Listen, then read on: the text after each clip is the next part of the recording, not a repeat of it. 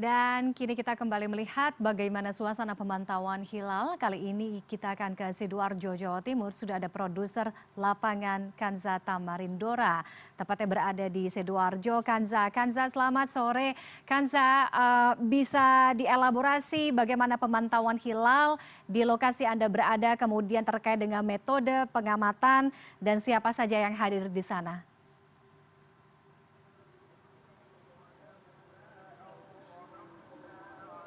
Halo, selamat sore Tiffany. Pemantauan hilal juga dilakukan di Rumah Sakit Islam Siti Hajar, Kabupaten Sidoarjo, Jawa Timur. Baru saja para peruqyat dari PCNU Kabupaten Sidoarjo ini tiba di rooftop Rumah Sakit Islam Siti Hajar dan mereka sedang melakukan persiapan dengan menggunakan sejumlah alat yang dilakukan untuk memantau hilal pada sore hari ini.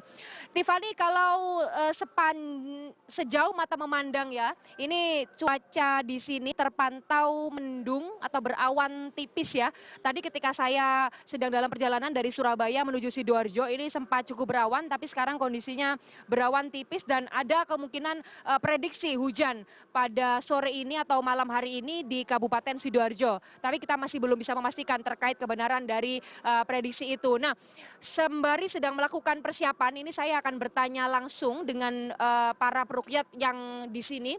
Mas, permisi bisa ke depan sebentar. Maaf mengganggu waktunya. Iya, Mas, ini bisa disampaikan untuk alatnya nanti akan berapa yang digunakan dan alat apa saja untuk memantau hilal?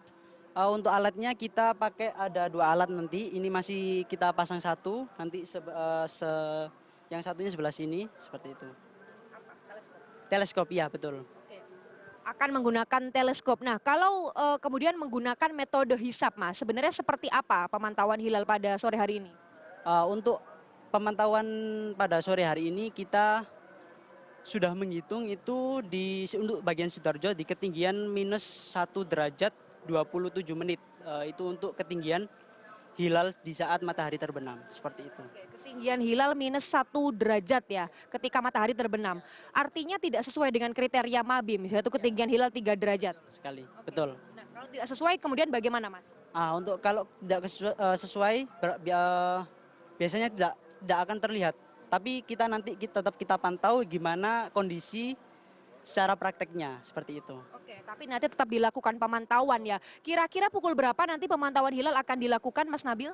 Untuk pemantauan hilal biasanya menunggu saat matahari terbenam, yaitu di pukul 17.38 waktu Indonesia Barat. Oke, 17:38. Satu lagi Mas, kalau terkait kondisi cuaca, ini terpantau berawan tipis ya. Apakah itu nanti menjadi kendala juga bagi teman-teman peruqyat? Oke, untuk kondisi cuaca itu pasti mempengaruhi bagaimana kondisi ru'yat ya.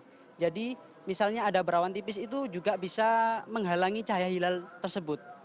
Nah itu nanti kadang-kadang teleskop ada beberapa yang nggak bisa menembus awan tersebut, seperti itu. Oke, jadi cuaca seperti ini juga menjadi kendala ya, dan tadi sudah dipastikan bahwa secara metode hisap ini berada di -1 derajat ya ketinggiannya. Terima kasih Mas Nabil, silakan dilanjutkan untuk persiapannya.